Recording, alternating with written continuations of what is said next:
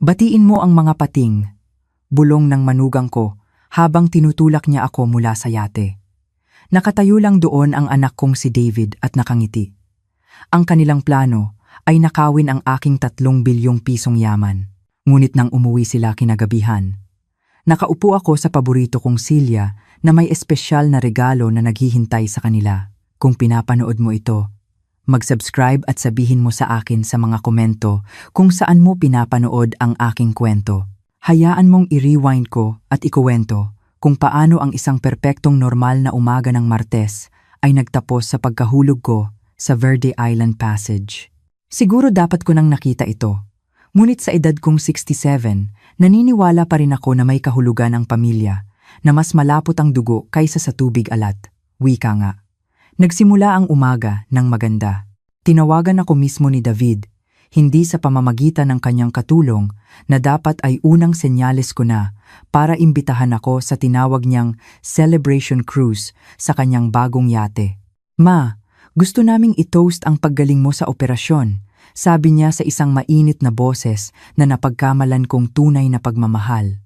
Kaming 3 lang, parang isang tunay na pamilya. 6 na linggo na akong nagpapagaling mula sa isang hip replacement. At sa totoo lang, desperado ako para sa anumang senyales na gusto pa rin ako ng anak ko at ng asawa niyang si Vanessa sa kanilang buhay mula nang mamatay ang asawa kong si Roberto Delgado 2 taon na ang nakalilipas, na iniwan sa akin ang yaman ng kanyang imperyo sa teknolohiya. Naging iba ang pakiramdam sa pagitan namin, mas malamig, kaya't noong umagang iyon, maingat akong nagbihis ng aking navy blue na damit, ang parehong damit na laging sinasabi ni Roberto na nagpapatingkad sa aking mga mata, at sumakay ng taxi papunta sa marina. Ang yate ay napakaganda. Isang makinang na puting sasakyang dagat na marahil ay mas mahal pa kaysa sa bahay ng karamihan sa mga tao. Sinalubong ako ni David sa pantalan ng isang yakap na parang peke habang si Vanessa ay nanonood mula sa deck na may ngiting kasing talim ng basag na salamin. Hindi ba't maganda? Tanong ni David na itinuturo ang bangka, halos 42 talampakan ng purong luho. Iniisip naming dalhin ito sa Palawan sa susunod na buwan. Ang hindi niya nabanggit ay binili nila ito gamit ang pera na ibinigay ko sa kanila noong nakaraang taon para mamuhunan sa consulting firm ni David. 3 milyong piso na nagsisimula na akong maghinala na hindi kailanman pumasok sa anumang account ng negosyo. Naging kaaya-aya ang unang oras. Naglayag kami patungo sa kalmadong tubig at ang baybayin ng Batangas ay unti-unting lumiliit sa aming likuran. Naghain si Vanessa ng mimosas at nagkuwento tungkol sa kanyang mga plano na i-remodel ang bahay, ang dati kong bahay, na ipinangalan niya sa kanila pagkatapos mamatay ni Roberto dahil naisip kong mas simple na lumipat sa isang kondo. Ngunit pagkatapos ay nagsimulang magtanong si David. Sa una ay kaswal lang tungkol sa aking huling habilin sa mga arrangement ng trust, kung isinasaalang-alang ko bang gumawa ng mga pagbabago para padaliin ang mga bagay para sa kanila. Ang succession kasi ay maaaring maging komplikado. Ma, sabi ni David, na muling pinupuno ang aking baso ng champagne ng may labis na sigasig.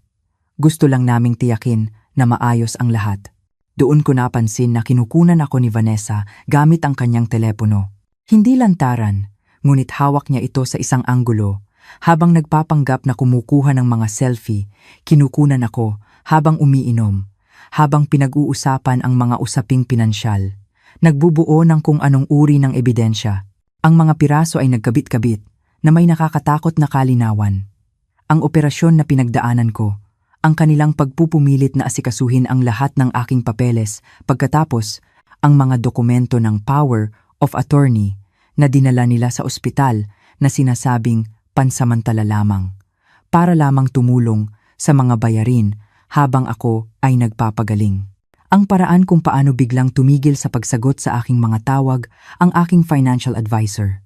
David, sabi ko nang maingat, ibinababa ang aking baso. Gusto ko nang bumalik sa lupa ngayon. Doon tuluyang nahulog ang kanyang maskara. Ikinalulungkot ko, Ma, pero hindi iyon mangyayari. Iba na ang kanyang boses ngayon. Mas matigas. Kita mo, kailangan nating mag-usap tungkol sa iyong kalusugan, sa iyong mga problema sa memorya. Mga problema sa memorya? Ulit ko. Mas matalas pa ang isip ko kaysa sa kanilang dalawa. Nagpapakita ka na ng mga senyales ng demensya. Dagdag ni Vanessa, humakbang pasulong. May dokumentasyon kami nito. Sumasang-ayon ang mga doktor na hindi mo na kayang pamahalaan ang iyong mga usaping pinansyal. Kalokohan yan. Ngunit habang sinasabi ko ito, napagtanto ko kung gaano nila maingat na inayos ang lahat. Ang yate ay milya-milya mula sa baybayin. Walang ibang bangka na nakikita. Kaming tatlo lang, ang dagat, at ang kanilang plano na pilitin akong pirmahan ang lahat. Ma, sinusubukan ka lang naming tulungan, sabi ni David, ngunit ang kanyang mga mata ay kasing lamig ng taglamig. Maaari natin itong gawin sa madali o sa mahirap na paraan. Dahan-dahan akong tumayo, nananakit pa rin ang aking balakang, ngunit ang aking isip ay ganap na malinaw. At kung tatanggi ako, doon ngumiti si Vanessa, isang tunay na ngiti sa unang pagkakataon sa buong araw. Well, babaeng bagong opera. Marahil ay uminom ng masyadong maraming painkiller, naging disoriented sa yate, kibit balikat niya. Mga malagim na aksidente ay nangyayari sa lahat ng oras. Pinalaki ko ang lalaking iyon mula sa lampin. Tinuruan siyang magbisikleta, binayaran ang kanyang kolehiyo, ang kanyang kasal, ang kanyang bahay. At ngayon, naroon siya, tumatango, habang ang kanyang asawa ay nagbabanta sa aking buhay. Nababaliw na kayo kung sa tingin ninyo ay makakalusot kayo rito. Sa totoo lang ma, pinag-isipan namin ito ng mabuti. Naglabas si David ng isang folder na may mga papel, ang pirma mo dito, na naglilipat ng lahat ng asset sa amin kaagad para sa iyong sariling proteksyon at lahat tayo ay uuwi ng masaya. Tiningnan ko ang mga dokumento, ang nag-aabang na mukha ng aking anak, ang telepono ni Vanessa na patuloy na nagre-record. Pagkatapos ay tumingin ako sa dagat, malawak at mapanganib, at sa paano man ay hindi gaanong nakakatakot kaysa sa dalawang taong dapat na nagmamahal sa akin. Pumunta kayo sa impyerno, sabi ko. Noon pumunta si Vanessa sa likuran ko at ibinulong ang mga salitang iyon tungkol sa mga pating. Ang tulak ay hindi marahas, masyadong matalino sila para doon isang biglaang pagtulak lamang nang wala ako sa balanse habang nakatingin sa tubig. At nahulog ako, kasama ang aking navy blue na damit, diretso sa Verde Island Passage. Sa pagtama ko sa tubig, narinig kong sumigaw si David. Ma! Diyos ko! Ma! Ngunit narinig ko rin ang boses ni Vanessa, mas mahina, na may kausap sa telepono. Oo, kakailanganin naming i-file mo ang emergency petition unang-una sa Lunes. Malinaw na hindi na siya competent. Pagkatapos ay nagsara ang tubig sa aking ulunan. At mayroon akong mas malalaking problema kaysa sa kanilang kataksilan. Magaling akong lumangoy. Kami ni Roberto ay madalas mag-swimming ng laps tuwing umaga. Ngunit ang ginaw ay yumanig sa aking sistema. At ang aking damit ay humihila sa akin pababa. Sinipa ko ang aking sapatos at lumitaw sa ibabaw na humihingal, tamang-tama para makita ang yate na mabilis na papalayo. Talagang iniiwan nila ako doon para mamatay. Noon ko nakita ang bangkang pangisda. Ang kapitan na si Mang Lito Morales ay eksaktong uri ng tao na tatalon sa tubig na may pating para iligtas ang isang lola na mahigit 14 taong gulang na nalulunod batak sa mga dekada sa dagat at may moral compass na malinaw na wala sa aking sariling puno ng pamilya. Naku po, Ginang, anong nangyari sa inyo? Tanong niya, habang siya at ang kanyang teenager na apo na si Tomas ay isinasakay ako sa kanilang bangka. Nanginginig ako ng hindi mapigilan. Ang aking mga ngipin ay nagkikiskisan ng napakalakas na halos hindi ako makapagsalita. Binalot ako ni Mang Lito sa isang kumot na amoy asin at langis ng makina habang pinaandar ni Tomas ang motor. Ang pamilya ko, nagawa kong sabihin sa gitna ng panginginig. Sila, ang yate. Nakita namin silang humarurot palayo, sabi ni Mang Lito na may madilim na mukha. Hindi man lang lumingon. Anong klaseng mga tao ang nagiiwan ng isang tao na lumulutang sa gitna ng dagat? Ang uri ng mga tao na magmamana ng 3 bilyon kung wala ako para pigilan sila, naisip ko. Ngunit sa malakas na boses, sinabi ko lang, ang uri ng mga tao na hindi tunay na pamilya.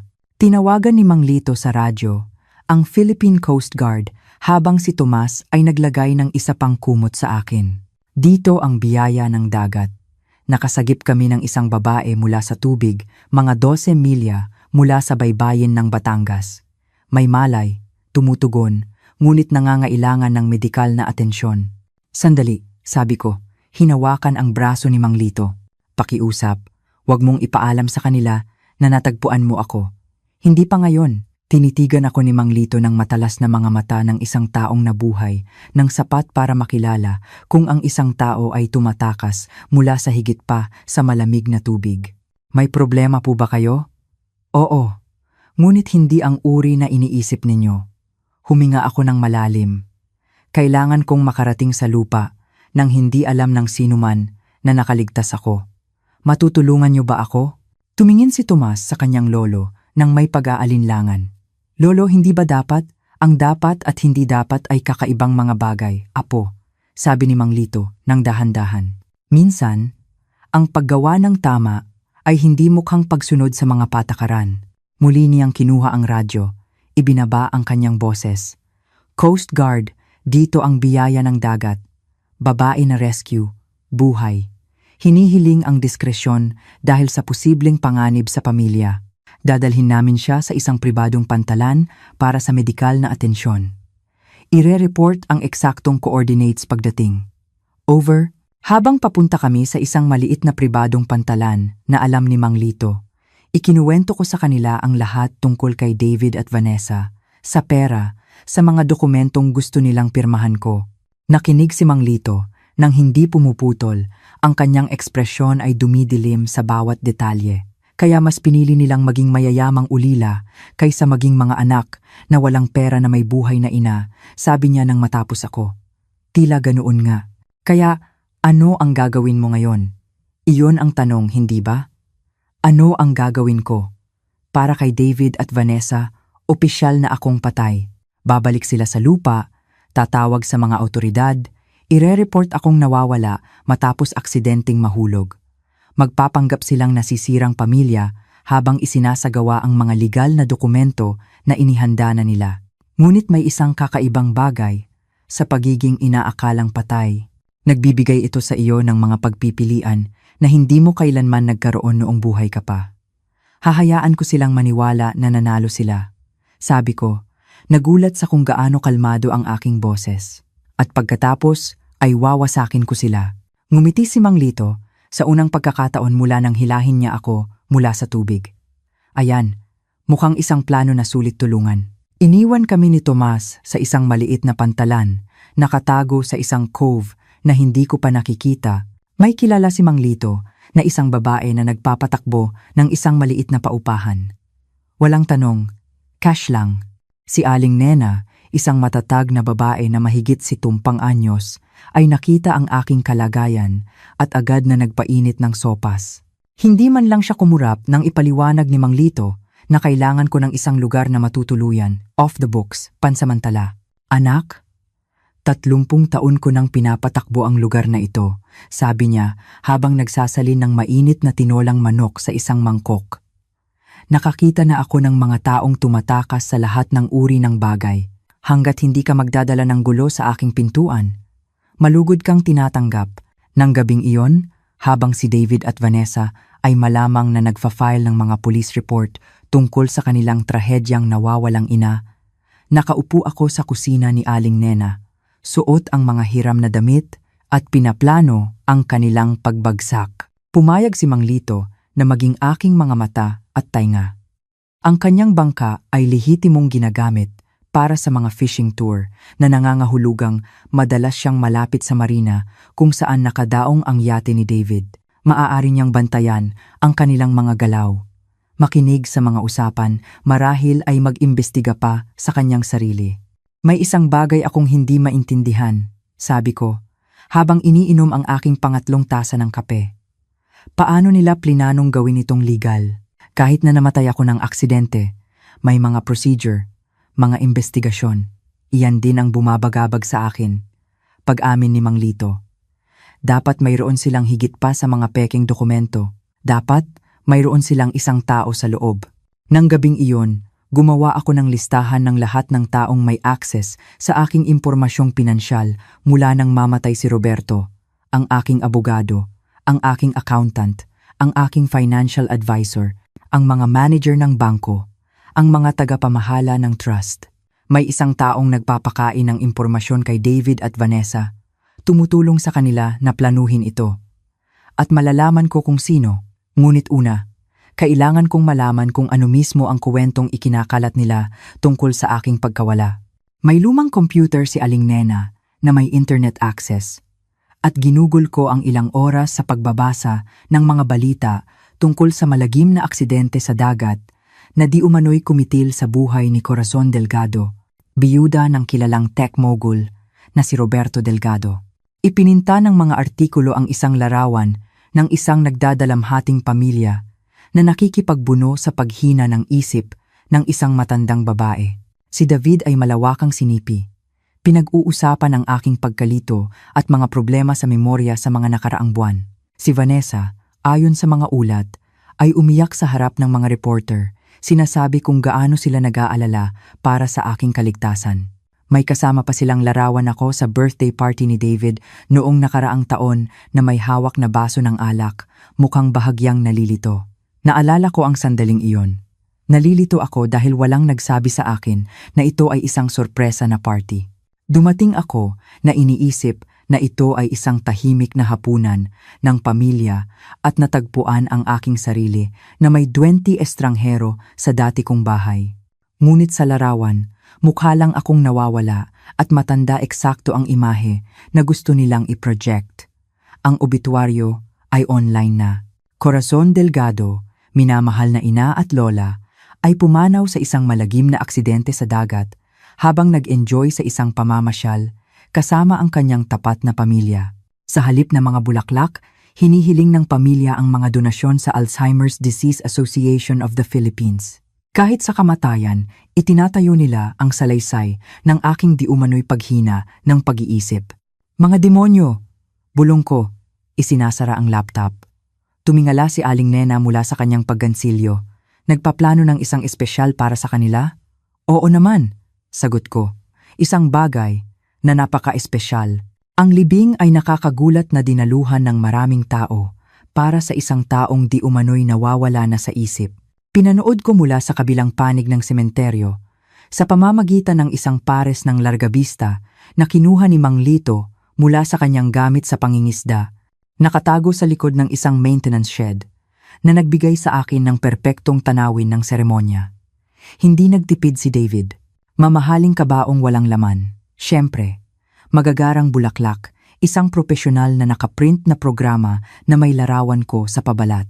Siya at si Vanessa ay nakatayo sa tabi ng libingan, nakasuot ng perpektong magkatugmang itim, tumatanggap ng pakikiramay mula sa mga kaibigan, mga kasosyo sa negosyo, at mga taong halos hindi ko na makilala. Ang pinakagumulat sa akin ay kung gaano katotoo ang lungkot ng ilan sa mga dumalo.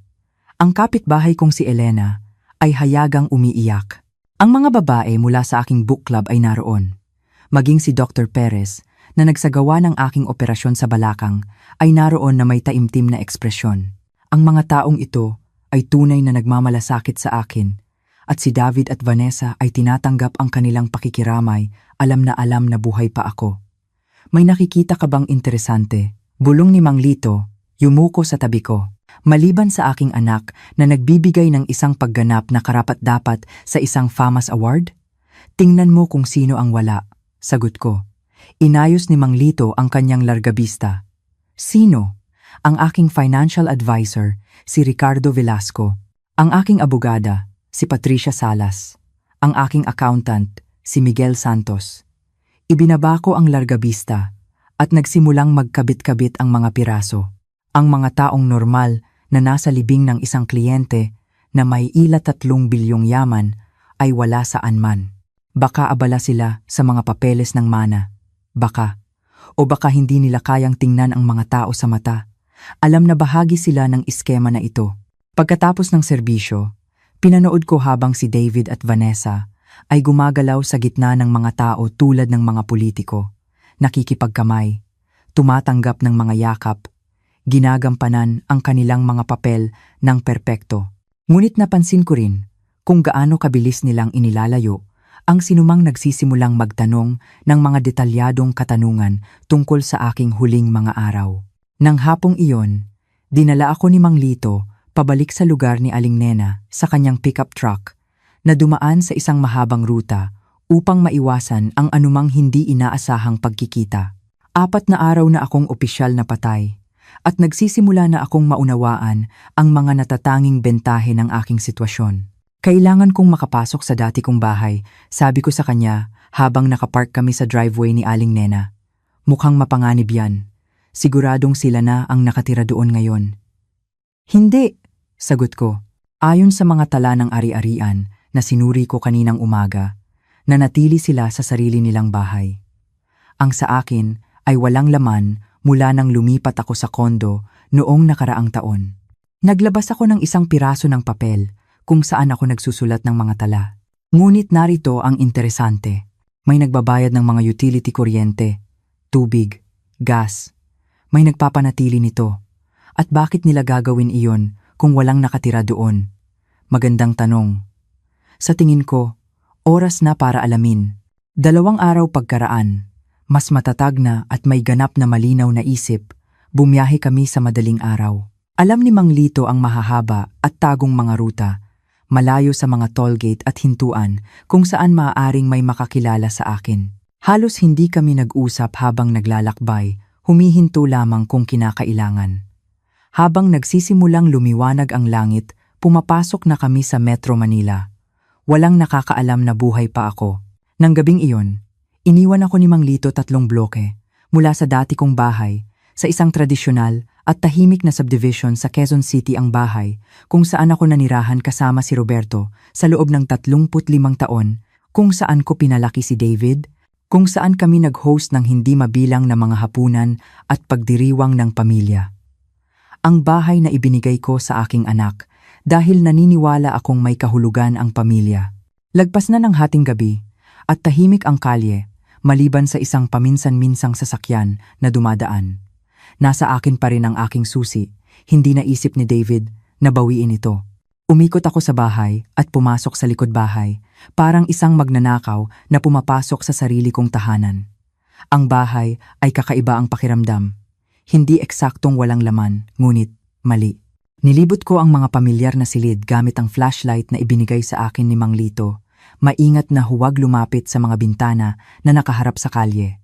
Ang mga kasangkapan sa sala ay natatakpan ng mga kumot, ngunit nakita ko na nagdagdag sila ng mga bagong piraso, mga mamahaling piraso. Isang leather na sofa na mas mahal pa kaysa sa kotse ng karamihan sa mga tao. Isang entertainment center na tiyak na wala doon noong ako pa ang nakatira. Sa kusina, ang refrigerator ay hindi puno ng mga pangunahing kailangan ng isang bahay na paminsan-minsan lang binibisita, kundi ng sariwang pagkain, mamahaling pagkain. Mga imported na keso, mga organikong gulay, mga dekalidad na produkto na nagpapahiwatig na may regular na nakatira doon. Ngunit sa den, ang dating opisina ni Roberto, natagpuan ko ang talagang hinahanap ko. Ang mesa ay puno ng mga dokumento, mga legal na papel, mga financial statement, at, ang pinaka-nakakakriminal sa lahat, isang detalyadong timeline ng tinatawag nilang Project Corazon. Ang sarili kong pangalan ay ginawang code para sa aking pag-aalis. Kinunan ko ng litrato ang lahat gamit ang disposable camera na ibinigay sa akin ni Mang Lito. Nanginginig sa galit ang aking mga kamay habang binabasa ang kanilang mga plano. Mahigit 1 taon na nilang ginagawa ito. Maingat na idinodokumento ang tinatawag nilang mga senyales ng aking paghina ng isip.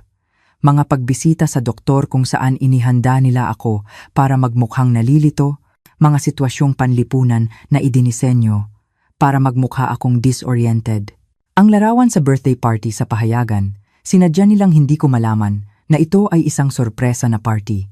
At pagkatapos ay kinunan ang aking naguguluhang reaksyon.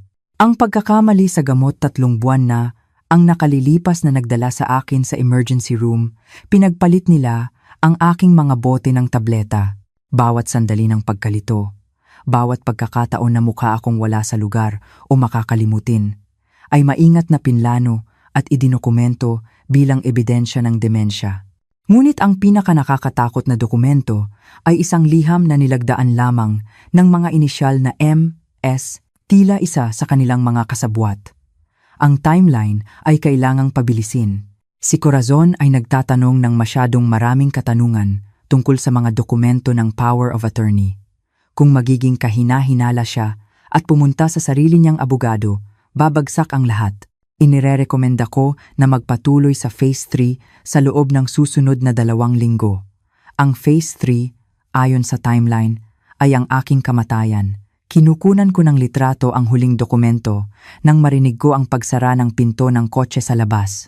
Tumawid ang mga ilaw ng headlight sa mga bintana sa harap at narinig ko ang mga boses na papalapit sa pangunahing pinto.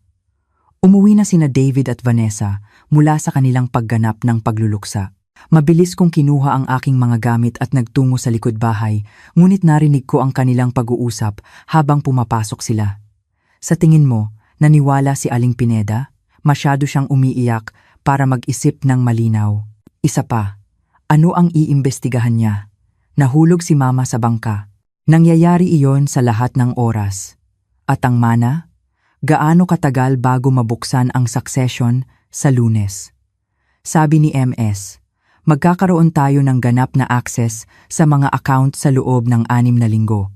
Dahan-dahan akong lumabas sa likod bahay at pumasok sa hardin, malakas ang tibok ng puso. Ngunit habang gumagapang ako sa gilid ng bahay patungo sa kalye, narinig ko ang isang bagay na nagpatigil sa akin, isang umiiyak na sanggol.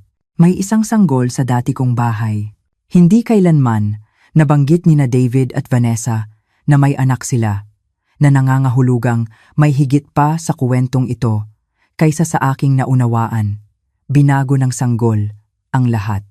Nakayuko sa likod ng mga rosas na ako mismo ang nagtanim 20 taon na ang nakalilipas, nakikinig sa iyak ng isang bagong panganak sa loob ng dating tahanan ko, na unawaan ko na hindi lamang ito tungkol sa aking pera.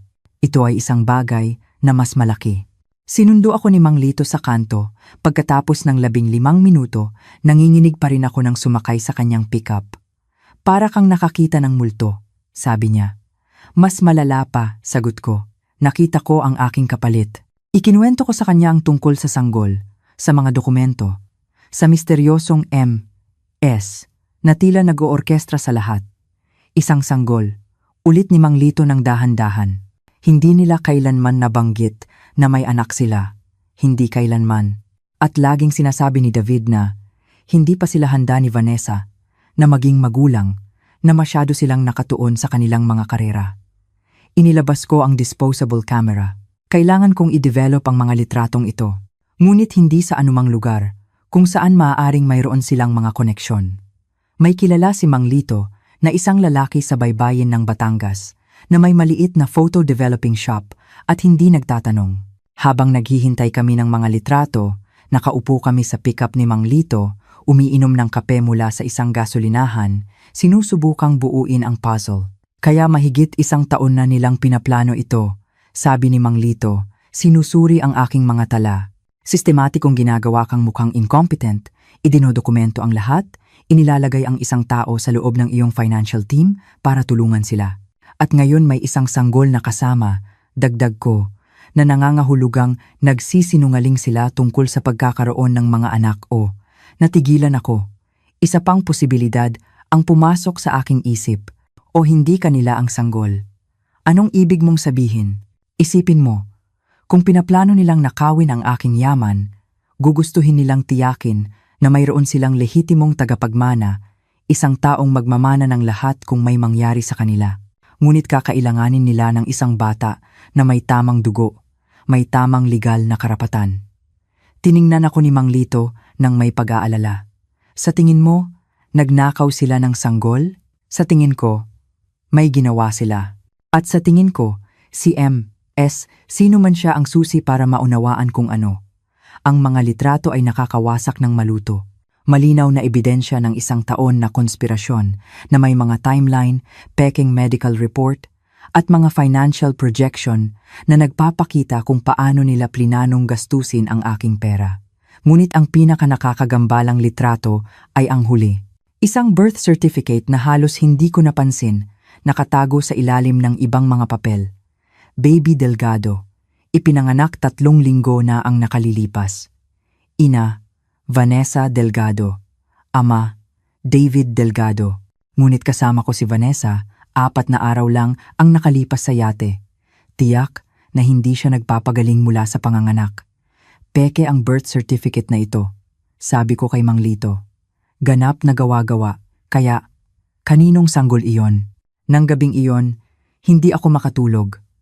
Nakahiga ako sa guest room ni Aling Nena, nakatitig sa kisame, iniisip ang lahat ng aking natuklasan. Ang aking anak at manugang ay gumugol ng mahigit 1 taon sa sistematikong pagsira sa aking reputasyon, pagpaplano ng aking pagpatay at pamemeke ng mga dokumento para nakawin ang aking yaman. At ngayon, mayroon silang isang sanggol na ang pag-iral ay itinatago nila sa mundo. Kinaumagahan, gumawa ako ng isang desisyon na kahit ako ay nagulat. Babalik ako. Sabi ko kay Mang Lito sa almusal, hindi sa bahay. Susundan ko sila. Napakapanganib niyan. Hindi nila ako makikita, sagot ko. Dahil para sa kanila, pagkain na ako ng isda, inilatag ko ang isang lokal na mapa sa mesa ng kusina ni Aling Nena. Tingnan mo, kailangan nilang dalhin ang sanggol sa isang lugar sa araw. Daycare, yaya, isang bagay. Ang mga sanggol ay hindi basta-basta nawawala ng 8 oras habang ang kanilang mga magulang ay nagpapanggap na isang nagdadalamhating pamilya. Pinag-aralan ni Mang Lito ang mapa ng may pag-aalinlangan. At ano ang inaasahan mong matagpuan? Ang katotohanan tungkol sa sanggol na iyon. At sana, ang pagkakakilanlan ni MS, si Aling Nena, na tahimik na nakikinig habang naghuhugas ng mga pinggan, sa wakas ay nagsalita. May isang pribadong investigador sa bayan na may utang na loob sa akin. Propesyonal, maingat, at napakagaling sa pagsunod sa mga tao nang hindi napapansin. Hindi ko maaaring isama ang sinuman pa. Protesta ko. Anak, sabi ni Aling Nena, pinupunasan ang kanyang mga kamay sa isang basahan. Nalampasan mo na ang punto kung saan kaya mo itong hawakan ng mag-isa. Sinubukan kang patayin ng mga taong ito. Hindi sila mag-aatubiling subukan ulit kung malaman nilang buhay ka pa. Tama siya, syempre. Ngunit ang pagkuha ng isang pribadong investigador ay nangangahulugang pag-amin sa mas maraming tao na hindi ako talaga patay. Nangangahulugan ito ng pagpapalawak ng bilog ng mga nakakaalam ng aking sikreto. Anong klaseng utang na loob ang mayroon ang investigador na iyon sa iyo? Tanong ko. Ngumiti si Aling Nena ng may misteryo. Ang uri kung saan ang aking apo ay hindi napunta sa kulungan dahil sa isang katangahan na ginawa niya noong siya ay 22. Pribadong investigador Daniel Cruz, dating pulis, napakamaaasahan at mahusay sa pagpapawala ng mga problema. Bumalik kami sa Batangas ng gabing iyon, gamit ang parehong pag-iingat na ginawa namin sa pag-alis. Pagsapit ng tanghali, nakaupo na ako sa maliit na opisina ni Daniel Cruz sa itaas ng isang karinderya sa downtown Batangas. Ikinukwento ang aking istorya sa pangatlong pagkakataon sa loob ng 1 linggo. Si Daniel ay nasa mga 50s, na may maagang pamumuti ng buhok at matalas na mga mata na walang nakakalampas. Kaya, buod niya nang matapos ako, gusto mong sundan ko ang iyong anak at manugang, alamin ang tungkol sa misteryosong sanggol, at tukuyin ang kanilang kasabwat. Tama? Tama. At ano ang ibabayad mo sa akin? Dagdag niya.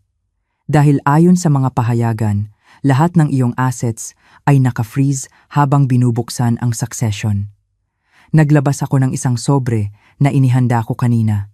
Cash. Mayroon akong emergency money na nakatago sa isang safety deposit box na hindi alam ni David. Laging iginigiit ni Roberto na magkaroon kami ng likidong pondo para sa anumang emergency. Binilang ni Daniel ang mga perang papel sapat para sa 2 linggong pagsubaybay at tumango. Kakailanganin ko ng mga larawan ng mga target at anumang address kung saan sila maaaring matagpuan. Ibinigay ko sa kanya ang lahat ng mayroon ako, kasama ang mga litratong kuha ko sa bahay. Maingat niyang sinuri ang mga ito. Binibigyan ng espesyal na atensyon ang mga dokumentong nilagdaan ng misteryosong M.S. Pamilyar sa akin ang sulat kamay na ito, sabi niya. Naglalabas ng isang profesional na magnifying glass. Napakakaiba ng mga katangian. Okay lang ba kung i-check ko ito sa ilang database? Gawin mo ang kailangan mong gawin, isa pang bagay. Dagdag ni Daniel habang tumatayo ako. Kung ang mga taong ito ay kasing mapanganib ng sinasabi mo, kailangan natin ng isang safety protocol. Mag-report ka sa akin tuwing 12 oras.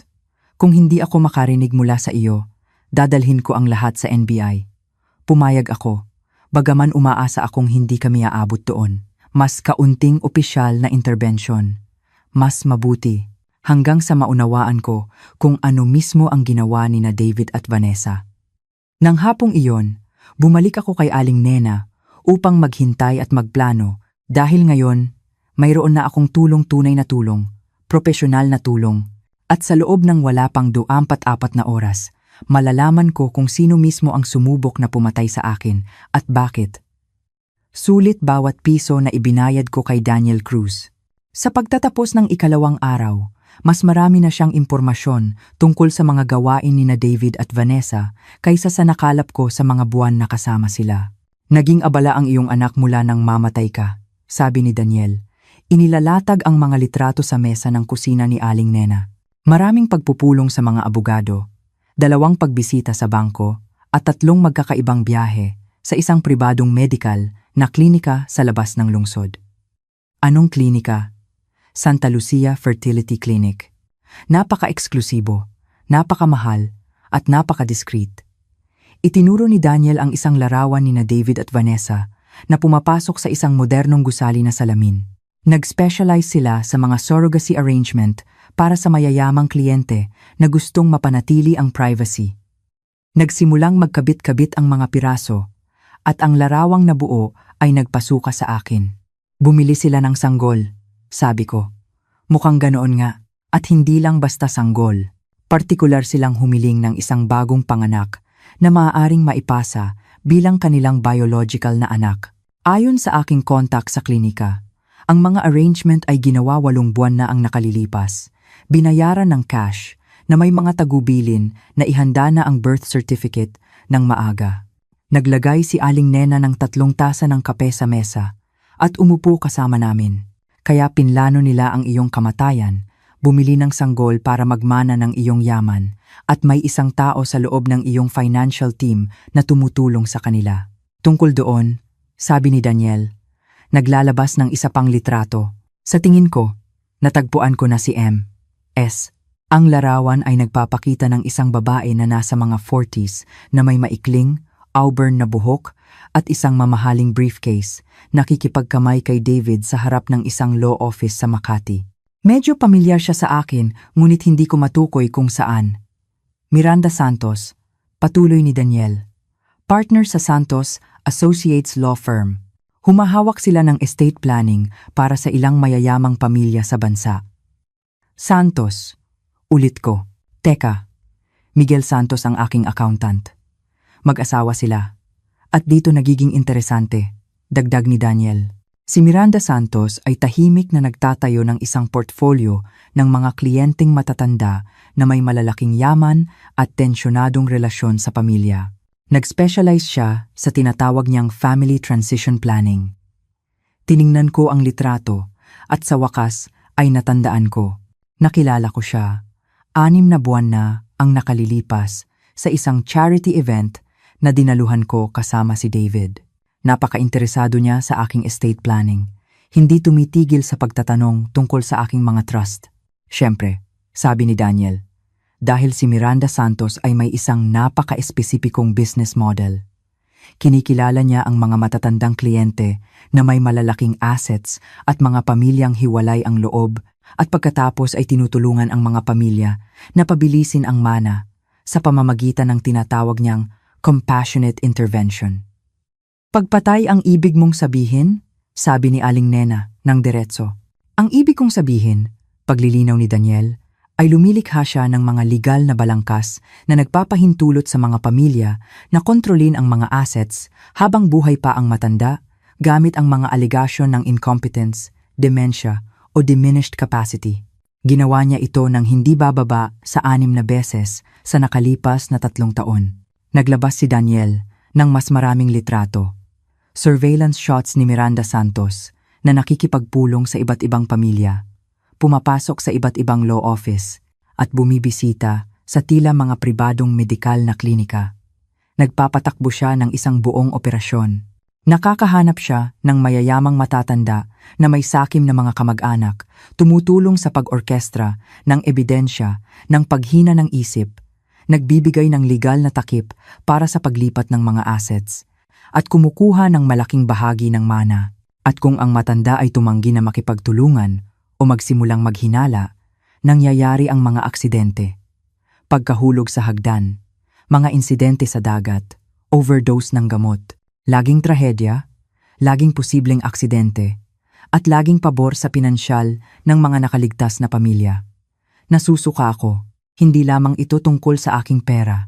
Ito ay isang sistematikong operasyon na nagtatarget sa mga mahihinang matatanda. Ilan na ang napatay niya na mapapatunayan mo? Tanong ko. Wala. Nang direkta, sagot ni Daniel. Ngunit pinaghihinalaan ko ang hindi bababa sa 12 sa nakalipas na 5 taon. Napakagaling niyang magtago ng kanyang mga bakas at nakikipagtulungan lamang siya sa mga pamilya na maaaring mag-alok ng mga kapani-paniwalang alternatibong paliwanag para sa pagkamatay ng kanilang mga kamag-anak. Kailangan natin siyang pigilan. Gagawin natin. Ngunit una, kailangan nating maunawaan kung ano mismo ang sinimulan na ng iyong anak at manugang. Dahil ayon sa aking mga source, inihain nila kahapon ang mga paunang dokumento ng succession. Naglabas si Daniel ng isang legal na folder. Inaangkin nila na namatay ka nang walang wastong huling habilin na gagawin silang iyong tanging mga tagapagmana. Sinasabi rin nila na anumang naunang dokumento ng estate planning ay hindi wasto dahil nilagdaan ito noong hindi ka na mentally competent. Ngunit mayroon akong huling habilin. Sabi ko, isang napaka-espesipiko at detalyado na update 2 taon na ang nakalilipas. Alam ko, natagpuan ko ito. Binuksan ni Daniel ang folder at naglabas ng isang dokumento na masakit na pamilyar ang aking huling habilin na may tila aking pirma sa dulo. Ngunit ang nilalaman ay ganap na naiiba sa naaalala kong pinirmahan. Pinalitan nila ito. Bulong ko, sinusuri ang peking dokumento.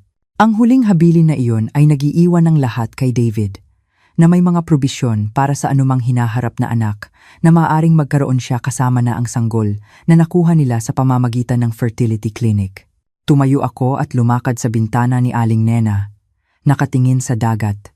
1 linggo na ang nakalipas. Ako ay isang biyuda na sinusubukang panatilihin ang isang relasyon sa aking tanging pamilya. Ngayon, ako ay isang biktima ng attempted murder na nakaligtas sa sarili kong kamatayan. Natuklasan na ang aking anak ay bahagi ng isang kriminal na negosyo na nakatuon sa pag-agaw sa mga matatanda. May isa pa, sabi ni Daniel nang maingat. Tungkol sa sanggol, lumingon ako para tingnan siya. Ang biological na ina ay isang 17 gulang na babae na nagngangalang Ana Reyes. Tumakas mula sa Samar. Walang pamilya, walang support network. Natagpuan siya ni Miranda Santos sa isang shelter at inalok ng 1 milyong piso para magdala ng isang sanggol para sa isang mapagmahal na mag-asawa na hindi magkaanak. Nasaan siya ngayon? Tumigas ang ekspresyon ni Daniel ayon sa mga medical record. Namatay siya dahil sa mga komplikasyon sa panganganak. Ngunit nakausap ko ang isang nurse sa klinika. Naaalala niya si Ana, malusog na babae, walang risk factors. Normal na pagbubuntis hanggang sa araw na siya ay nanganak. Ang implikasyon ay lumutang sa hangin, kasing kapal ng usok. Pinatay nila siya, sabi ko. Sa tingin ko, sagot niya. Ngunit hindi ko pa ito mapapatunayan. Tinipon ni Daniel ang kanyang mga litrato. Ang mapapatunayan ko ay ang iyong anak at manugang ay bahagi ng isang kriminal na organisasyon na sistematikong pumapatay ng mga matatanda para sa kanilang pera. At bukas ng umaga, makikipagpulong sila kay Miranda Santos para i-finalize ang legal na paglipat ng iyong mga assets. Umupo ako muli, mabilis ang takbo ng isip. Saan? Sa opisina ni Santos sa Makati, 10:00 ng umaga. Tumingin ako kay Aling Nena, pagkatapos ay kay Daniel, pagkatapos ay sa mga litrato sa mesa na nagpapakita ng aking anak na nakikipagkamay sa isang propesyonal na mamamatay tao. Kung gayon, sabi ko, sa tingin ko, oras na para bumalik si Corazon mula sa mga patay. Ang pinakamahirap na bahagi ng pagpaplano ng iyong pagbabalik mula sa kabilang buhay ay ang pagpapasya kung aling audience ang tatanggap ng impact. Una, maaari kong harapin sina David at Vanessa ng pribado, bigyan sila ng pagkakataong magpaliwanag, bagaman ipinapalagay nito na karapat-dapat sila sa isang paliwanag. O maaari kong isapubliko ang aking pagkabuhay na muli at hayaan silang matuklasan na buhay ako sa parehong paraan na gagawin ng iba pang bahagi ng mundo. Pinili ko ang pangatlong opsyon, strategic haunting. Gusto mong gawin ang ano? Tanong ni Daniel nang ipaliwanag ko ang plano. Gusto kong malaman nilang buhay ako, ngunit hindi nila malaman kung gaano karami ang alam ko tungkol sa kanilang operasyon. Gusto kong matakot sila, mawala sa balanse, magkamali. Tumango si Aling Nena nang may pagsang-ayon. Psychological warfare. Gusto ko yan. Ang plano ay simple ngunit epektibo. Habang sina David, Vanessa at Miranda Santos ay nasa kanilang pagpupulong sa Makati, pinapamahagi ang aking mga ari-arian. Ipaparamdam ko ang aking presensya sa mas banayad na paraan. Natuklasan ni Daniel na sa araw, iniiwan nila ang sanggol sa bahay ni David sa pangangalaga ng isang pribadong nurse na kinuha sa pamamagitan ng isang front company ni Miranda Santos. Ang nurse, isang babae na nagngangalang Carla Perez, ay walang ideya na nag-aalaga siya ng isang sanggol na, sa esensya, ay binili sa pamamagitan ng pagkamatay ng kanyang teenager na ina. Si Carla ay mabuting tao, tiniyak sa akin ni Daniel matapos suriin ang kanyang background. Single mother, lisensyadong nurse, malinis na record. Malamang na naniniwala siyang tumutulong siya sa isang lehitimong pamilya sa pangangalaga ng kanilang anak. Kung gayon, karapat-dapat siyang malaman ang katotohanan. Nang umagang iyon, habang sina David at Vanessa ay nasa Makati, legal na binubura ako sa pag-iral. Nakatayo ako sa beranda ng dati kong bahay at nag-doorbell. Si Carla Perez ay mas bata kaysa sa inaasahan ko. Marahil ay 35. May pagod na mga mata at isang tunay na init. Binuksan niya ang pinto na may hawak na bote ng gatas, nakasuot ng medical scrubs na may mga cartoon na hayop. Ano po ang maipaglilingkod ko? Tanong niya. Hello Carla, ang pangalan ko ay Corazon. Sa tingin ko, inaalagaan mo ang aking apo. Nawala ang kulay sa kanyang mukha. Alam niya ang pangalang iyon. Nasa lahat ng balita ito sa nakaraang linggo. Ang mayamang biyuda na namatay sa isang aksidente sa dagat. Patay. Patay na po kayo. Oo, nabasa ko nga yan, sagot ko. Nagbabasa ako ng isang kamanghamanghang kwento, bagaman hindi ganap na tumpak.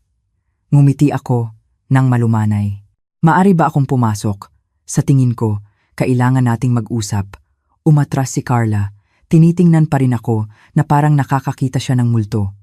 Ngunit sa mga pahayagan, sa balita, sabi ng anak niyo, maraming sinabi ang anak ko, tila, putol ko. Hindi lahat ay totoo. Sinundan ko siya sa sala ang dati kong sala. Isang sanggol ang nakaupo sa isang bouncer, masayang naggugu. Oh, bulong ko, nakikita siya sa unang pagkakataon. Oh, napakagandang bata. Ang sanggol ay perpekto, mga 3 linggo ang gulang, na may maitim na buhok at seryosong brown na mga mata. Nakasuot siya ng mamahaling damit, at ang silid ay puno ng mga high-end na gamit ng sanggol na dapat ay nagkakahalaga ng daan-daang libong piso. Ano ang pangalan niya? Tanong ko, umupo sa tabi ng bouncer. Birth certificate.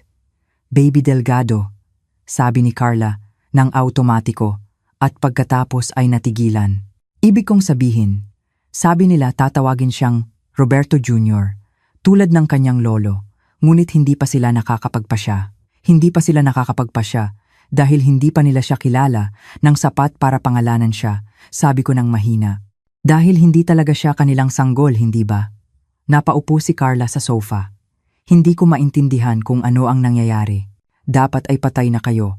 At sina David at Vanessa ay dapat na mga nagdadalamhating magulang na nangangailangan ng tulong sa kanilang bagong panganak habang inaayos ang mga usapin ng pamilya.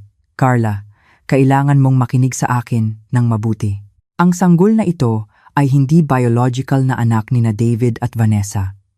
Binili nila siya sa pamamagitan ng isang illegal na surrogacy arrangement na nagtapos sa pagkamatay ng kanyang biological na ina. At 6 na araw na ang nakalilipas, sinubukan nilang patayin ako para nakawin ang aking mana at palakihin ang batang ito bilang kanilang tagapagmana. Iyan, imposible iyan. Inilabas ko ang mga litratong kinuha ni Daniel, ang mga dokumentong kinopya ko mula sa opisina ni David, ang ebidensya ng kriminal na operasyon ni Miranda Santos. Ipinakita ko sa kanya ang lahat. Nakita ko ang kanyang ekspresyon na nagbago mula sa kawalan ng paniniwala tungo sa pagkagimbal habang nauunawaan niya ang laki ng konspirasyon. Ang batang babae na nanganak sa sanggol na ito ay nagngangalang Ana Reyes. Sabi ko ng maingat, siya ay 17 taong gulang. Walang pamilya, walang support network. Sinabi sa kanya na tumutulong siya sa isang mapagmahal na mag-asawa na hindi magkaanak. Namatay siya sa panganganak, sa ilalim ng kahina-hinalang mga pangyayari. Nagsimulang umiyak si Carla, tinitingnan ang sanggol ng may bagong mga mata. Kaya, ulila siya. Oo, at kung makalusot sina David at Vanessa, lalaki siyang naniniwala na sila ang kanyang mga magulang. Hindi kailanman malalaman na namatay ang kanyang tunay na ina para bigyan siya ng buhay. Ano ang gusto ninyong gawin ko? Tanong niya. Basag ang boses. Gusto kong kumuha ka ng mga litrato. Idokumento mo ang lahat ng kaya mo. Paano nila siya tinatrato? Ano ang sinasabi nila? Sino pa ang kasangkot? At pagkatapos, gusto kong tulungan mo akong tiyakin na ang batang ito ay lalaking alam ang katotohanan tungkol sa kanyang pinagmulan. Pinunasan ni Carla ang kanyang mga luha at tumango. Ang tunay niyang pangalan ay dapat Roberto Ana Delgado. Para sa kanyang lolo at para sa kanyang biological na ina. Perpekto. Gumugol ako ng 1 oras kasama si Carla at ang maliit na si Roberto Ana. Kumukuha ng mga litrato, idinodokumento ang setup sa dati kong bahay at ipinapaliwanag kung ano ang susunod na mangyayari. Pumayag si Carla na magpatuloy sa pag-aalaga sa sanggol habang lihim na nangangalap ng ebidensya at pinapanatili akong updated sa mga gawain ni na David at Vanessa. Babalik sila bandang tanghali, sabi niya habang naghahanda akong umalis. Laging umuuwi para mananghalian, tingnan ang sanggol, tumawag, perpekto. Sa oras na iyon, matatanggap na nila ang aking unang mensahe. Habang kausap ko si Carla, abala si Daniel sa Makati. Nakapark siya sa tapat ng gusali ng opisina ni Miranda Santos gamit ang isang long-range lens para kunan ng litrato sina David at Vanessa na pumapasok sa gusali, nakikipagpulong sa kanya, nakikipagkamay sa ibabaw ng inaakala nilang aking legal na death certificate. Ngunit ang tunay na regalo ay ang inihatid ni Mang Lito sa kanilang opisina ng abogado habang nasa pulong sila. Sumulat ako ng isang simpleng tala sa isang eleganteng stationery. Mahal kong David at Vanessa, ang mga ulat tungkol sa aking kamatayan ay labis na pinalaki. Kailangan nating mag-usap. Nagmamahal, Mama. P.S. Batiin ninyo ang maliit na si Roberto Ana. Napakaganda niya. Ang tala ay inihatid ng courier eksaktong 11:07 a.m. Habang nasa opisina pa sila ni Santos, tinatapos ang mga papeles ng succession. Ayon kay Daniel, na nanonood mula sa kabilang kalye, lumabas silang 3 mula sa gusali ilang minuto. Matapos matanggap ito, putla sa takot ang kanilang mga mukha. Nagsimula na ang psychological warfare. At nang hapong iyon, pagbalik nila sa dati kong bahay, inaasahan na makita ang kanilang komportableng konspirasyon na buo. Matutuklasan nila na ang kanilang di umano'y patay na biktima ay naging napakaabala dahil hindi lang ako buhay, galit na galit ako, mayroon akong ebidensya at handa ako para sa giyera.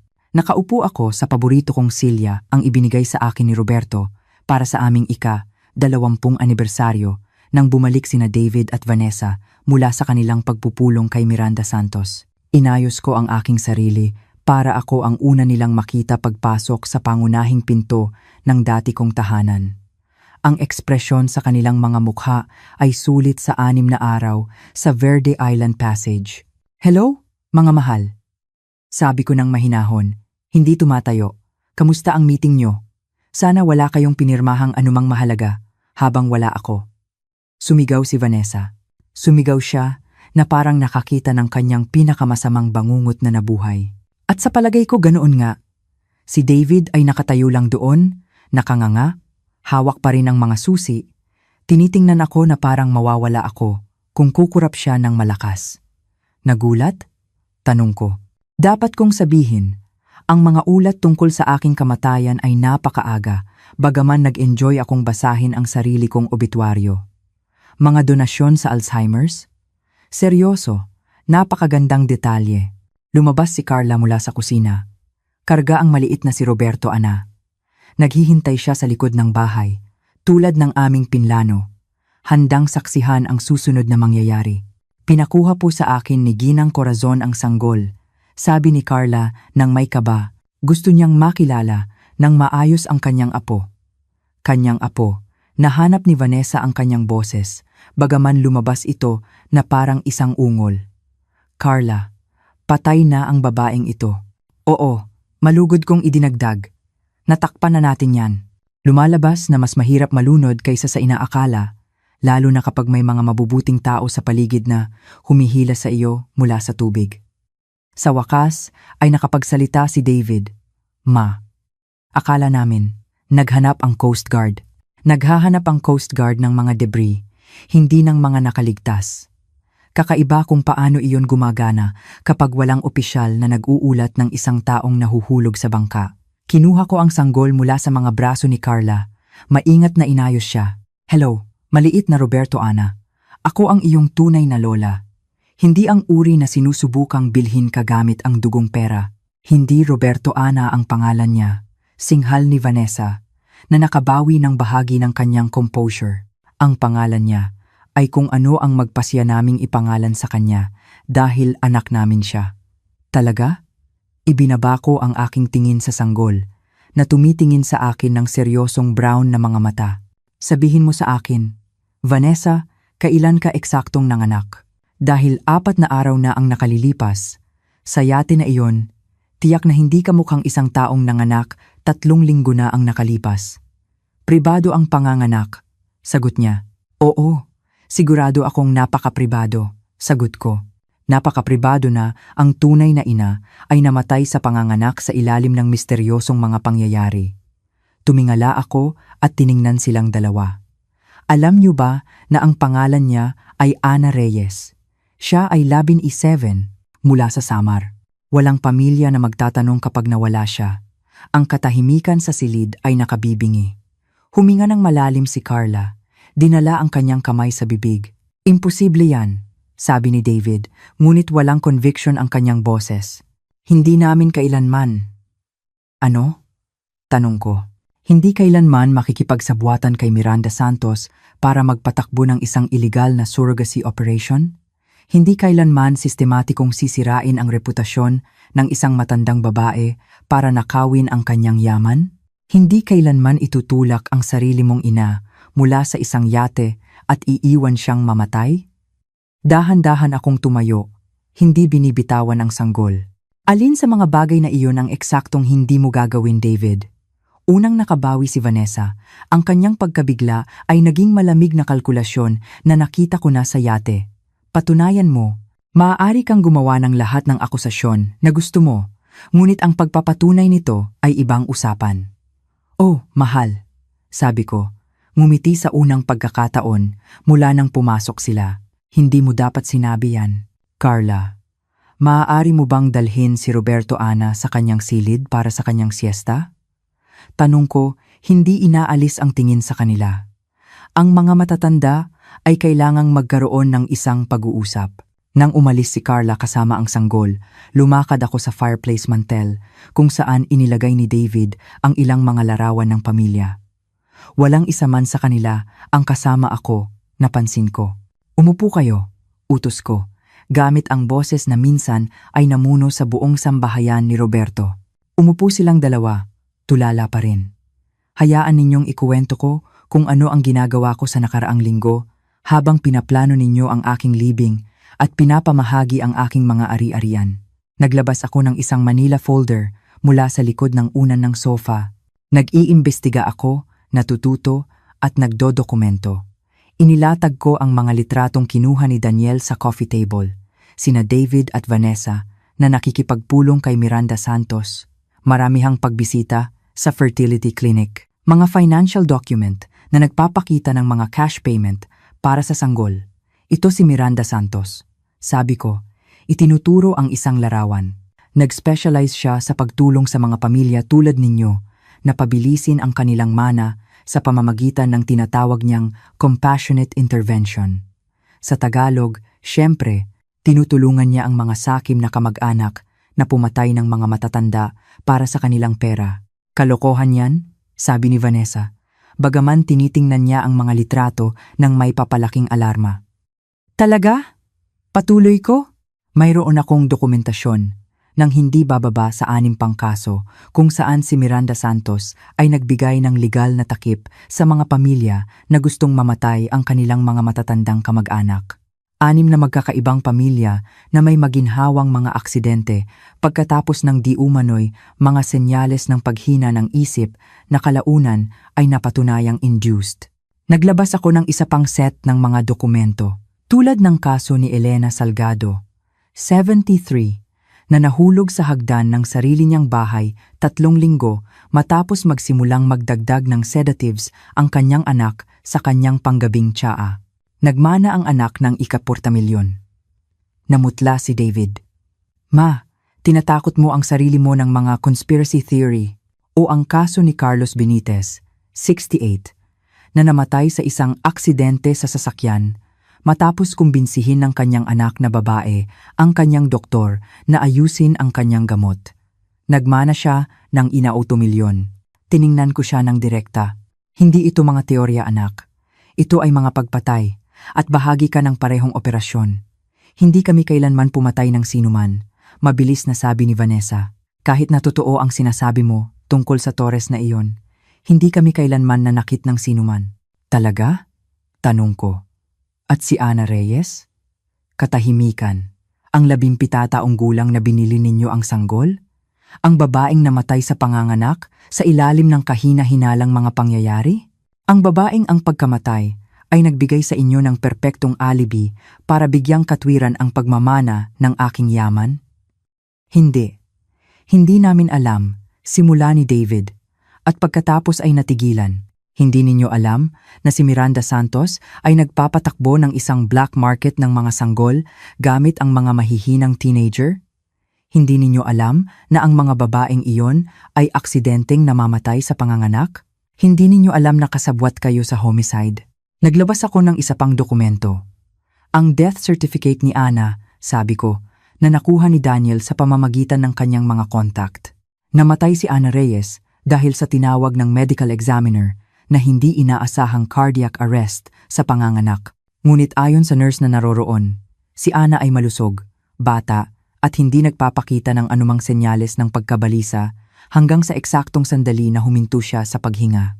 Bumalik na si Carla at nakatayo sa may pintuan, nakikinig sa lahat.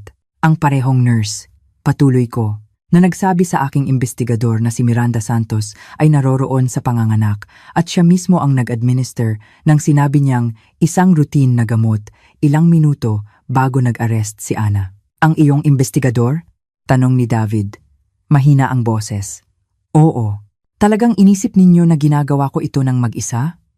Mayroon akong pribadong investigador, mga surveillance photo, mga financial record, mga medical document, at mga testimonya mula sa maraming source.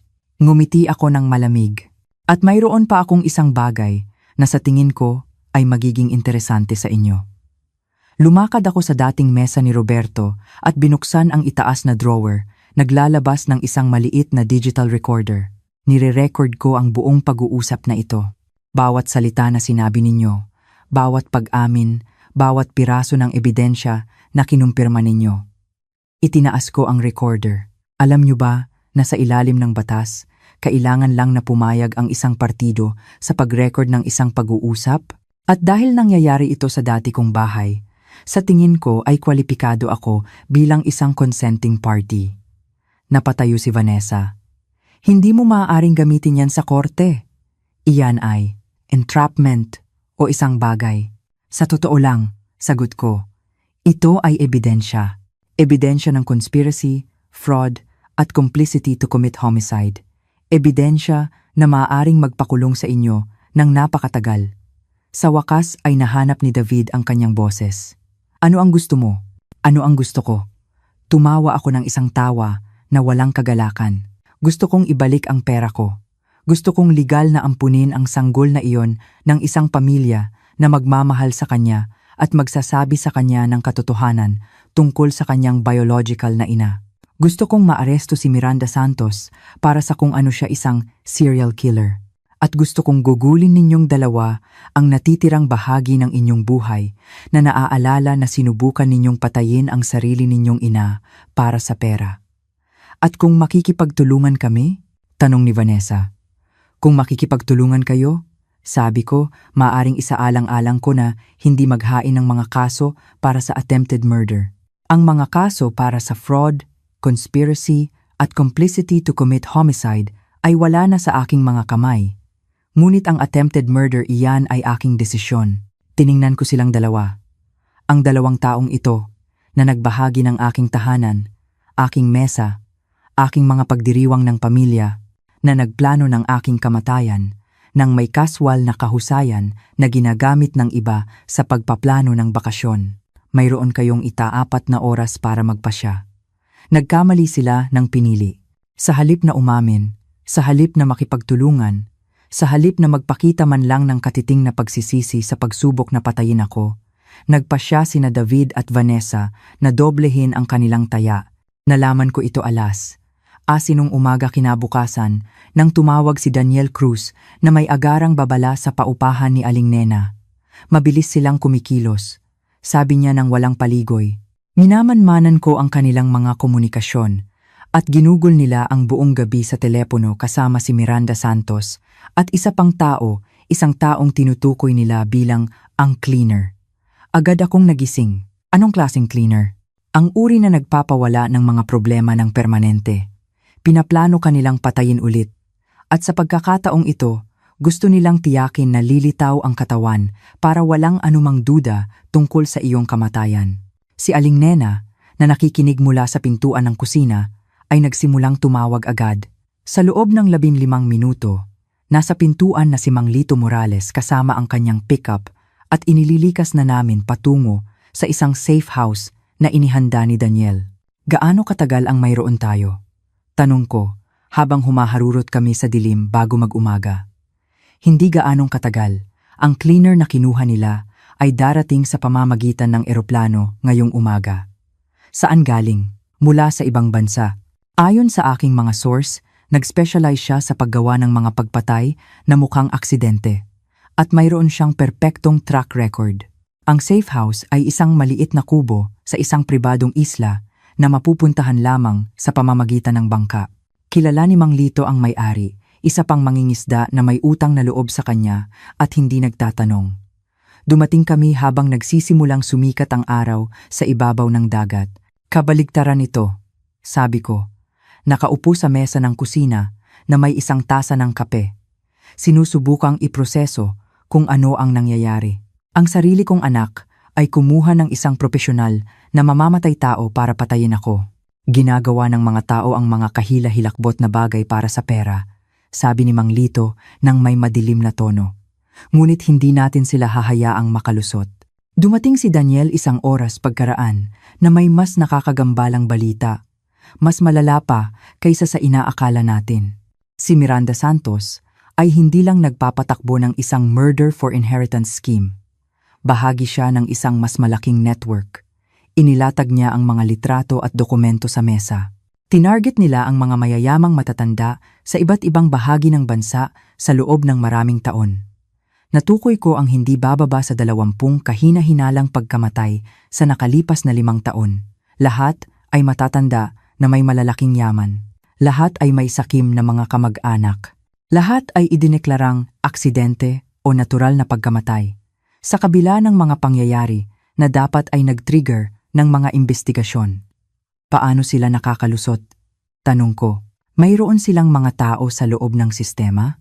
Mga medical examiner, mga pulis, mga opisyal ng korte. Hindi lamang ito isang usapin ng pamilya. Ito ay organisadong krimen na may isang napaka-espesipikong demograpiko bilang target. Si Aling Nena, na nagpumilit na sumama sa amin sa kabila ng panganib, ay pinag-aaralan ang mga litrato ng may matalas na tingin. Ang babaeng ito, sabi niya, itinuturo ang isang surveillance photo. Nakita ko na siya dati. Saan? Sa ospital kung saan ako nagboboluntaryo. Naroon siya 6 na buwan na ang nakalilipas.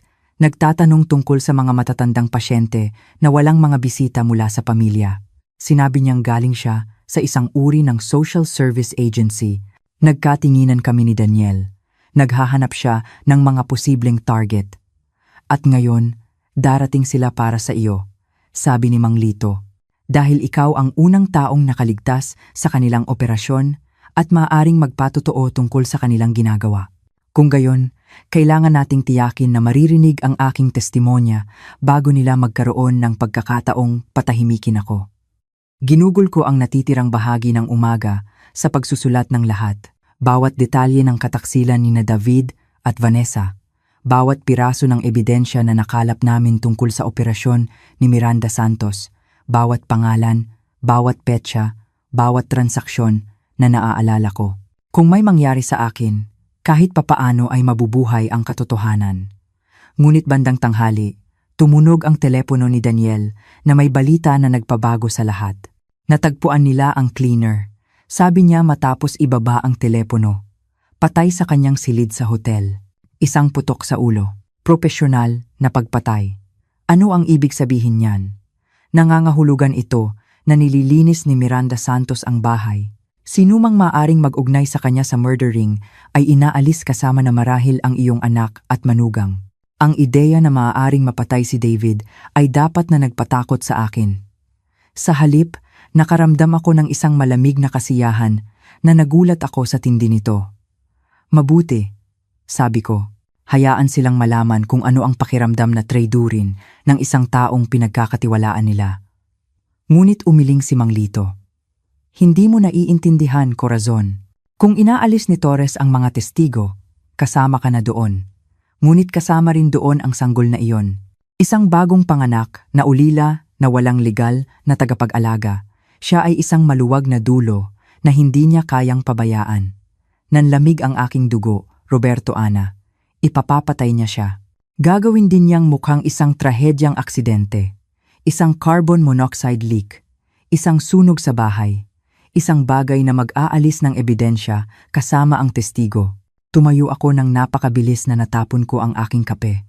Kailangan nating ilabas siya doon. Masyadong mapanganib. Babantayan nila ang dati mong bahay. Babala ni Daniel, naghihintay na lumitaw ka. Kung gayon, sabi ko, sa tingin ko, kailangan kong ibigay sa kanila kung ano mismo ang kanilang hinihintay. Ang plano ay simple, at sa kadahilanang iyon, nakakatakot. Ibibigay ko ang aking sarili kina David at Vanessa. Hahayaan ko silang isipin na nanalo sila. At magtitiwala ako na sina Daniel at Mang Lito ay nasa posisyon para iligtas kami ako.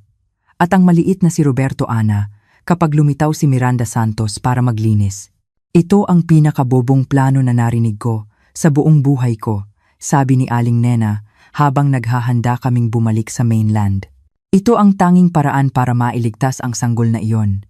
Sagot ko, sinusuri ang mga nakatagong recording device na ibinigay sa akin ni Daniel at para makakalap ng sapat na ebidensya para pabagsakin ang buong operasyon ni Torres. Minaman-mana ni Daniel ang mga komunikasyon buong umaga. Paparating na si Miranda Santos, plano na dumating sa dati kong bahay paglubog ng araw.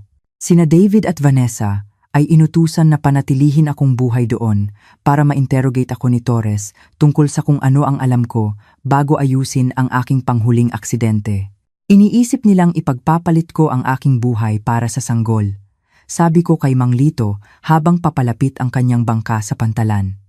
Wala silang ideya na ilang araw ko nang pinaplano ito. Ang mga recording device ay nakatago sa buong dati kong bahay, inilagay ni Carla Perez habang wala sina David at Vanessa gumagawa ng mga arrangement kay Torres. Naglagay din si Carla ng mga kamera sa mga strategic na punto at magtatago sa basement kasama si Roberto Ana, handang tumakas sa pamamagitan ng lumang service entrance kung may magkamali. "Sigurado ka ba rito?" Tanong ni Mang Lito pagdating namin sa pantalan. Sigurado ako na kung hindi ko ito gagawin, isang inosenteng sanggol ang mamamatay dahil sa kasakiman ng sarili kong anak. At hindi ko kayang mabuhay ng ganoon. Lumakad ako sa pangunahing pinto ng dati kong bahay, eksaktong alas, ayis, tulad ng napagkasunduan. Binuksan ni David ang pinto, mukhang pagod at takot. "Ma," sabi niya. At sa isang sandali, narinig ko sa kanyang boses ang batang pinalaki ko, minahal, at isinakripisyo para sa, "Hello David, narito ako," tulad ng ipinangako. Naglalakad-lakad si Vanessa sa sala, ang kanyang karaniwang composure ay ganap na nawasak. "Darating na siya," sabi niya, hindi tumitingin sa akin. "Si Miranda Torres, gusto kanyang makausap, sigurado ako." "Ma," simula ni David. At pagkatapos ay natigilan. "Hindi ko kailanman gustong umabot ito sa ganito. Ngunit hinayaan mo itong umabot," sagot ko ng mahinahon. "Hinayaan mo itong umabot sa ganito. Dahil ang o 3 bilyon ay mas mahalaga sa iyo kaysa sa buhay ng iyong ina. Hindi niya kayang salubungin ang aking tingin." Dumating si Miranda Santos ng eksaktong alas 7. Mas maliit siya kaysa sa inaasahan ko. Isang maayos, propesyonal na babae na maaaring maging accountant o abogado ng sinuman. "Ginang Corazon," sabi niya nang may magalang na ngiti. Iniabot ang kanyang kamay na parang nasa isang cocktail party kami. "Natutuwa akong nakaligtas ka sa iyong aksidente sa dagat. Marami tayong dapat pag-usapan." Sigurado ako. Umupo siya sa tapat ko sa dati kong sala. Binuksan ang isang leather na briefcase at nagsimulang magsalita na parang nagnenegosyo kami ng isang business deal. "Nagdulot ka ng malaking problema sa aking mga kliyente?" sabi niya.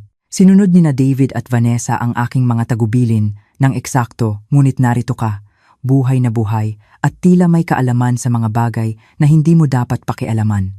"Pagpatay ay pakialam ko," sagot ko, "lalo na kung sa akin. Mas gusto kong isipin ang aming ginagawa bilang isang pagpapabilis ng estate planning," sabi niya nang may malamig na ngiti. "Tinutulungan ang mga pamilya na ma-access ang mana na kung hindi ay mananatiling nakatali sa loob ng maraming taon sa mahabang proseso ng succession.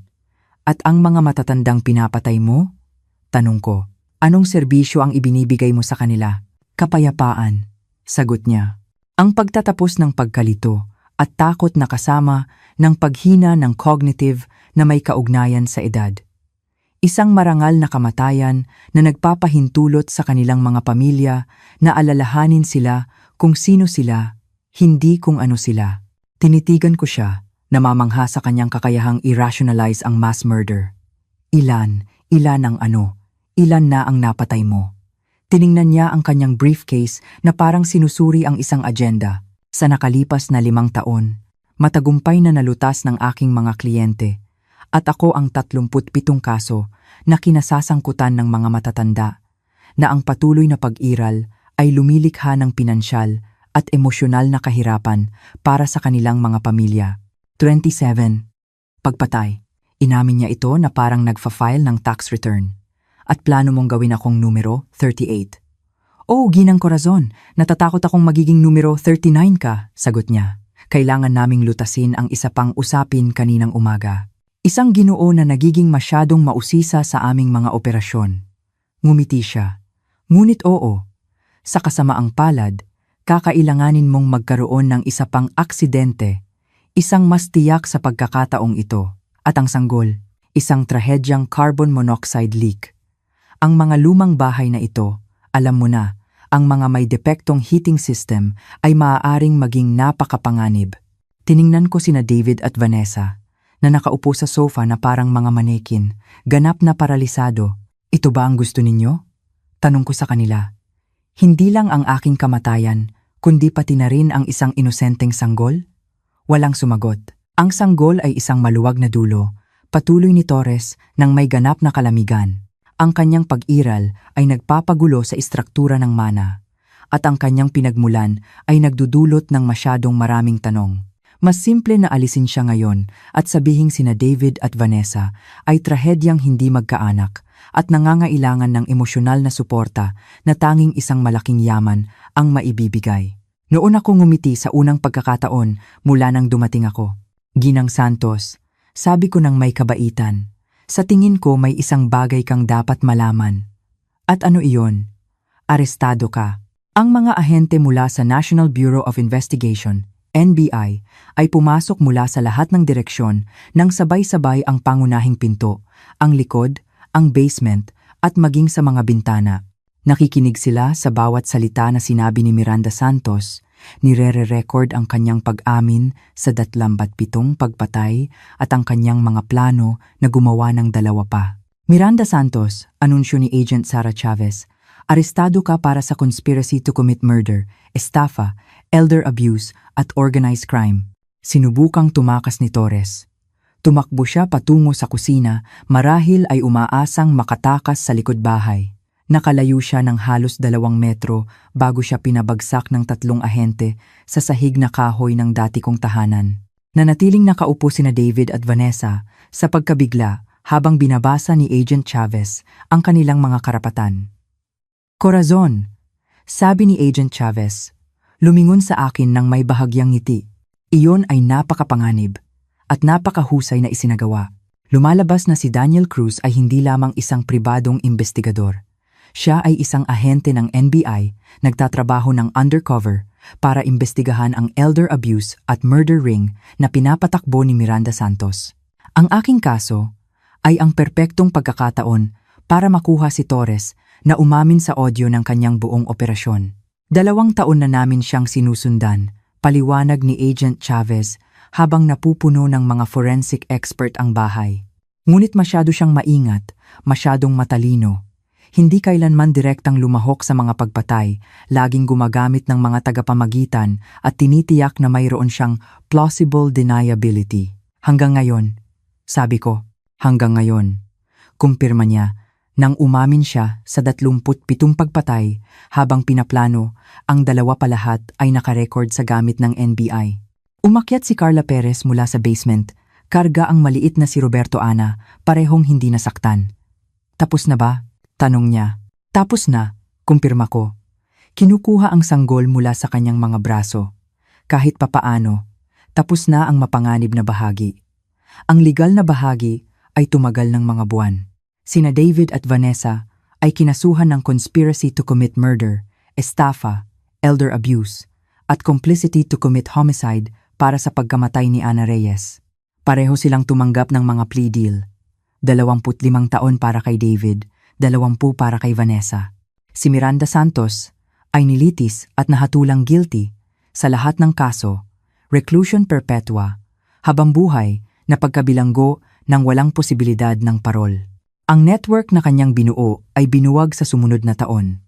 17 pang kasabwat ang naaresto, kabilang ang mga korap na medical examiner, mga abogado ng succession, at mga miyembro ng pamilya na lumahok sa mga pagpatay. Inihayag ng investigasyon na ang operasyon ay nagnakaw ng mahigit 4 bilyon mula sa mga matatandang biktima sa 6 na rehiyon ng bansa. Ngunit ang pinakamahalagang resulta ay si Roberto Ana. Legal ko siyang inampon na may buong suporta ng sistema ng korte at ng pamilya ni Ana Reyes na natagpuan na naninirahan sa Cebu. Nagpapasalamat sila na may handang magpalaki sa anak ni Ana at sabihin sa kanya ang katotohanan tungkol sa kanyang matapang na batang ina na sinubukang bigyan siya ng mas magandang buhay. Ang tunay niyang pangalan ay Roberto Ana Delgado. Paliwanag ko sa family court judge. Roberto para sa kanyang lolo. Ana para sa kanyang biological na ina. At Delgado dahil iyon ang kanyang kwento at ang kanyang pinagmulan. Ang hukom, isang babae na mahigit 60 na malapit na sumubaybay sa kaso, ay ngumiti. Sa tingin ko, ipagmamalaki ni Ana Reyes kung paano nagtapos ang kanyang kwento. Ngayon ay 72 na ako, 5 taon na ang nakalipas. At si Roberto Ana ay isang pambihirang bata na alam kung sino siya at saan siya nanggaling. Alam niyang ang kanyang biological na ina ay isang matapang na teenager na nagngangalang Ana na gusto siyang magkaroon ng magandang buhay. Alam niyang sinubukan siyang gamitin ng kanyang adoptive father at stepmother sa isang iskema na kumitil sa buhay ni Ana. At alam niyang minsan, ang mga taong dapat na pinakamahal sa iyo ay ang mga kailangan mong protektahan ang iyong sarili. Si Aling Nena ay nagpapatakbo pa rin ng kanyang paupahan. Bagaman ngayon ay nagtatrabaho rin siya bilang isang consultant, tinutulungan ang ibang mga matatanda na naghihinala na ang kanilang mga pamilya ay maaaring hindi naghahangad ng kanilang kapakanan. Si Mang Lito Morales ay nagpapatuloy sa kanyang mga fishing trip, ngunit naging isang uri rin ng lokal na alamat sa pagliligtas ng mga namamatay na lola mula sa dagat. At si Daniel Cruz Agent Cruz ay nagtatrabaho pa rin para sa NBI, ngunit nagpapadala sa akin ng mga Christmas card bawat taon na may mga larawan ng ibang mga matatanda na tinulungan niyang iligtas ang buhay. Tungkol naman kina David at Vanessa, nasa kulungan pa rin sila. Sumusulat sa akin si David ng mga liham paminsan-minsan. Sinusubukang ipaliwanag kung bakit niya ginawa ang ginawa niya. Humihingi ng tawad, sinasabing minanipula siya ng mga taong mas matalino kaysa sa kanya. Hindi ako sumasagot dahil ito ang natutunan ko sa loob ng aking linggo bilang isang patay na babae. Ang pamilya ay hindi tungkol sa dugo o obligasyon o mana. Ito ay tungkol sa pagiging naroroon kapag kailangan ka ng isang tao, tungkol sa pagprotekta sa mga pinakamahina at tungkol sa pagpili ng pag-ibig kaysa sa kasakiman araw-araw. Si Roberto Ana at ako ay mayroon na ngayong ganoong uri ng pamilya, isang kung saan walang itinutulak mula sa bangka, walang nagnanakaw ng mga trust fund, at walang kailangang mamatay para yumaman ang iba. Ito ay isang mas mabuting pamilya kaysa sa ipinanganak sa akin, at tiyak na mas mabuti kaysa sa pinalaki ko. Taos-pusong salamat sa pananatili sa akin hanggang sa dulo ng kuwentong ito. Huwag kalimutang mag-subscribe at huwag mag-atubiling ibahagi ang iyong kuwento sa mga komento. Mahalaga ang iyong boses.